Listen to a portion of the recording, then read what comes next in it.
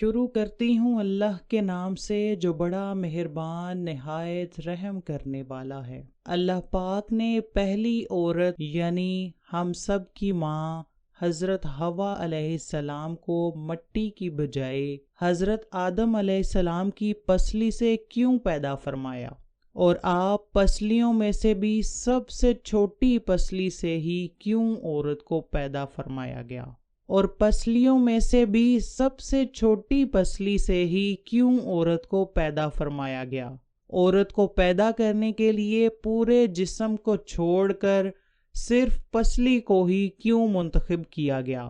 بے شک پہلے انسان کی تخلیق ایک معجزہ ہے، لیکن زیر غور موضوع سے متعلق اور بھی بہت سے معجزات رونما ہوتے ہیں جن کی کوئی عقلی یا سائنسی وجہ پیش کرنے سے ہم قاصر ہیں۔ چنانچہ اللہ تعالیٰ نے حضرت آدم علیہ السلام کو بغیر ماں باپ کے اور حضرت عیسیٰ علیہ السلام کو بغیر باپ کے معجزانہ طور پر پیدا فرمایا، جس سے ثابت ہوتا ہے کہ اگر اللہ تعالیٰ چاہے تو کسی بھی جاندار کو بغیر باپ یا بغیر ماں یا بغیر ماں باپ کے پیدا فرما سکتا ہے۔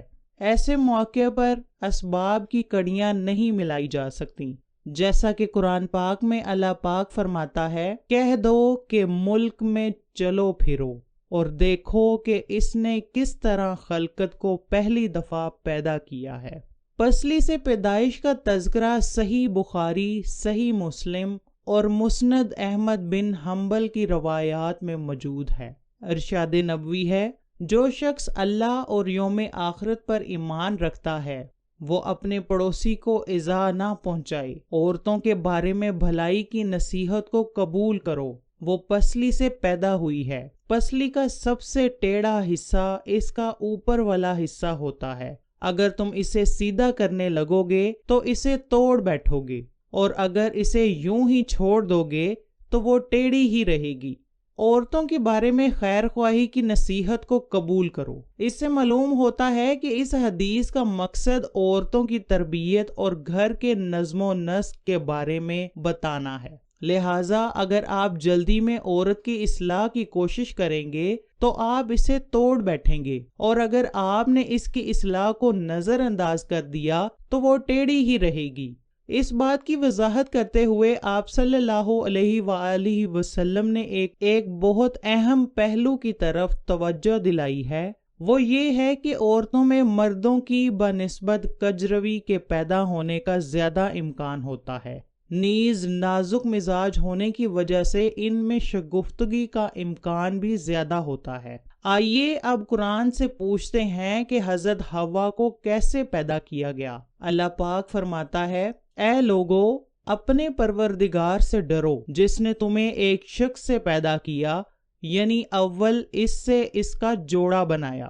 اسی طرح اللہ پاک سورۃ الزمر کی آیت نمبر 6 میں فرماتا ہے، اس نے تم کو ایک جان سے پیدا کیا، پھر اس نے اس کا جوڑا بنایا۔ یہ تعبیر قابل غور ہے۔ اس سے ثابت ہوتا ہے کہ اللہ تعالیٰ نے حضرت حوا علیہ السلام کو حضرت آدم علیہ السلام کی ذات کی بجائے ان کی ماہیت سے پیدا کیا ہے۔ یہ بہت باریک نکتہ ہے۔ نفس آدم ماہیت آدم سے مختلف چیز ہے۔ مثلا انسان کے بارے میں کہا جاتا ہے کہ اس کی لمبائی، وزن اور قد و خال ایسے ایسے ہیں، نیز اس کی ایک ماہیت ظاہری عالم، باطنی عالم، فکر اور اللہ تعالیٰ سے قرب یا دوری ہے۔ جب انسان کو ذات کی حیثیت سے زیر بحث لایا جاتا ہے تو اسے ماہیت کی حیثیت سے بھی زیر بحث لایا جانا چاہیے، کیونکہ پہلی حیثیت تو محض اس کی ظاہری حیت سے عبارت ہے۔ اس اعتبار سے ان کی ذات اور نفس ایک ہی چیز کے دو نام ہیں، اور ان کا جسم ان سے مختلف اور دوسری چیز ہے۔ قرآن کریم حضرت حوا علیہ السلام کی تخلیق کے موضوع پر گفتگو کرتے ہوئے کہتا ہے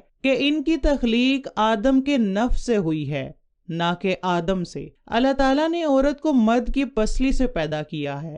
اللہ تعالیٰ نے مرد کو اپنی اس حکمت کا اشارہ دیا ہے کہ میں نے عورت کی تخلیق فرشتوں کی لائی ہوئی مٹی سے نہیں کی، میں نے عورت کو مرد کی پسلی سے اس لیے پیدا کیا ہے کہ فرشتوں کو بھی خبر نہ ہو، کہ زمین کی لائی ہوئی مٹی سے عورت کی تخلیق نہیں کی تاکہ عورت کو پردے میں رکھا جائے، یعنی عورت کے تقدس کو دیکھتے ہوئے فرشتوں سے بھی اس کی بناوٹ کا پردہ لازمی قرار دیا گیا تھا۔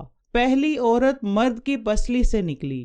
یہاں پسلی کی بات کرتے ہیں۔ عورت پسلی سے ہی کیوں پیدا کی گئی؟ کیا عورت کا ٹیڑھا پن اس لیے ہی بنتا ہے؟ یہاں بھی حکمت سے کوئی بات خالی نہیں ہے۔ اللہ تعالیٰ نے عورت کو پسلی سے اس لیے پیدا کیا تھا کہ پسلی سارے جسم یعنی دل اور پیٹ کے دوسری آنتوں کے لیے ڈھال بن جاتی ہے، بلکہ اللہ تعالیٰ نے عورت کو پسلی سے پیدا کر کے یہ بات ظاہر کر دی ہے کہ عورت وقت پڑنے پر مرد کے لیے ایک بہترین ڈھال بھی بن سکتی ہے۔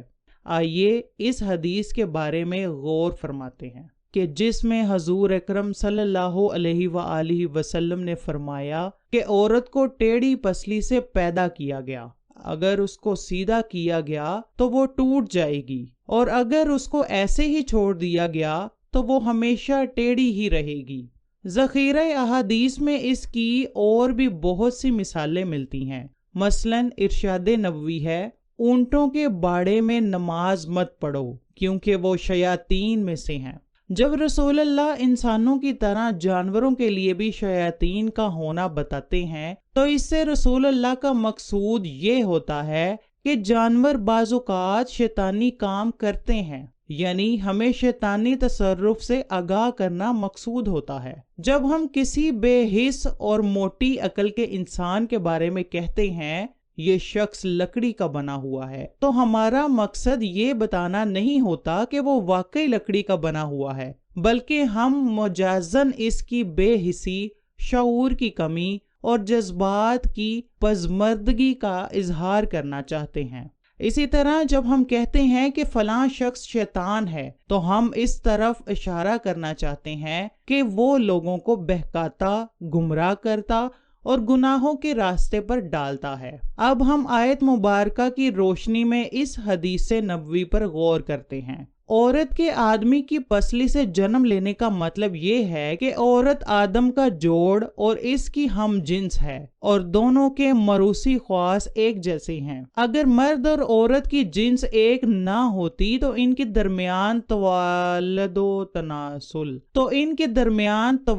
تناسل کا سلسلہ نہ چل سکتا، کیونکہ آیت مبارکہ میں آگے چل کر ہے، پھر ان دونوں سے کثرت سے مرد و عورت پیدا کر کے روئے زمین پر پھیلا دیجئے، یعنی اگر دونوں کے جنس مختلف ہوتی تو ان کے درمیان توالد و تناسل کا سلسلہ جاری نہ ہوتا، اس لیے دونوں کا ہم جنس ہونا ناگزیر تھا۔